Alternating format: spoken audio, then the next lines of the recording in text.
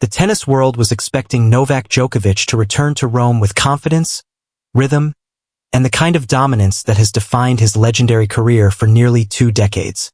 Instead, fans witnessed something far more surprising. A 20-year-old Croatian named Dino Prizmic walked onto the court against one of the greatest players in tennis history and left with the biggest victory of his young career. But the real story after this match was not only the upset. It was the uncertainty surrounding Djokovic himself. For the first set, things looked normal. Djokovic moved well, controlled the rallies, and showed flashes of the precision that made him a 24-time Grand Slam champion. The crowd could feel the familiar energy returning. After 2 months away from competitive tennis, many believed this tournament would simply be the beginning of another classic Djokovic run heading into Roland Garros. Then the match completely changed. Prizmic stopped playing with fear. He started stepping inside the baseline, forcing longer rallies, and making Djokovic work harder on every point. Slowly, the Serbian legend began looking uncomfortable. His timing disappeared, the movement became heavier, and the confidence that usually overwhelms opponents started fading away point by point. By the time Prizmic completed the comeback victory, the tennis world was left asking the same question. Is Novak Djokovic truly ready for the French Open? What made this loss even more shocking was the context behind it. Djokovic had not played since March, when he lost to Jack Draper at Indian Wells. Before that, he reached the Australian Open final but fell short against Carlos Alcaraz in a match that felt symbolic of a changing era in men's tennis. Since then, injuries and recovery have controlled the conversation around Djokovic more than trophies or titles. During the match in Rome, cameras caught tape wrapped around Djokovic's right shoulder when he changed shirts between sets. It immediately raised concerns because shoulder injuries are especially difficult for players who rely on serving precision and defensive flexibility. Djokovic later admitted that his body is still not where he wants it to be, and his comments sounded far more worrying than fans expected. He openly said he feels late to the ball and not capable of competing at the level required to go deep in major tournaments. That is not the kind of statement tennis fans are used to hearing from Novak Djokovic. This is a player who built his reputation on mental strength, physical endurance, and unmatched consistency under pressure. Even during difficult moments in the past, he usually projected complete confidence. This time felt different. What really stunned people was his answer when he was asked whether he believes he will be fully fit for the French Open. Djokovic simply said, "I don't know." Then he smiled and added, "I hope so." That short answer instantly sent shockwaves through the tennis community because uncertainty is something rarely associated with Djokovic. For years, he has been the player others feared most in 5-set matches. He has won Grand Slams through pain, pressure, hostile crowds, and impossible situations. But now, at 38 years old, even Djokovic seems unsure about how much his body can still handle. And that is what makes this moment so fascinating. This is no longer just about one early round loss in Rome. This is about the reality that time eventually catches every athlete, even the greatest champions. Tennis fans have already watched Roger Federer say goodbye. Rafael Nadal has battled repeated injuries in the final stage of his career. Now, Djokovic is facing his own difficult battle against age, recovery, and physical limitations. At the same time, the younger generation is no longer waiting politely for the old guard to step aside. Carlos Alcaraz already looks like the future face of tennis. Jannik Sinner continues improving with every tournament. Players like Jack Draper, Holger Rune, and now Dino Prizmic are entering matches against Djokovic believing they can actually win. That psychological shift matters.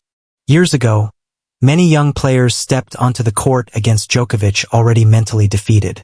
Today, the fear factor is slowly disappearing. And when a champion loses even half a step physically, opponents immediately sense opportunity. Still, writing off Novak Djokovic would be incredibly dangerous.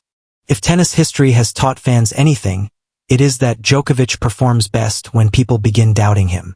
There have been countless moments when critics predicted his decline, only for him to respond by winning another Grand Slam. He has built an entire career on proving people wrong.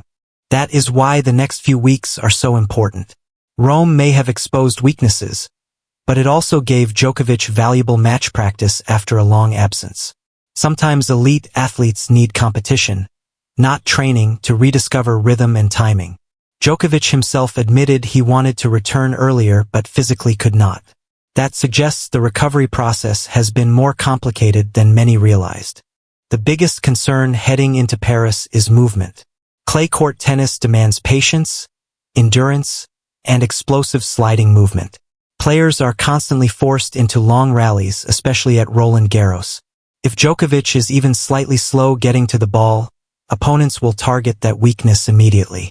And there is another layer to this story that cannot be ignored. Expectations for Djokovic are always unrealistic because of the standards he created himself. Most 38-year-old players would celebrate simply competing at the highest level. But with Djokovic, anything less than a Grand Slam title suddenly feels disappointing. That pressure follows him everywhere.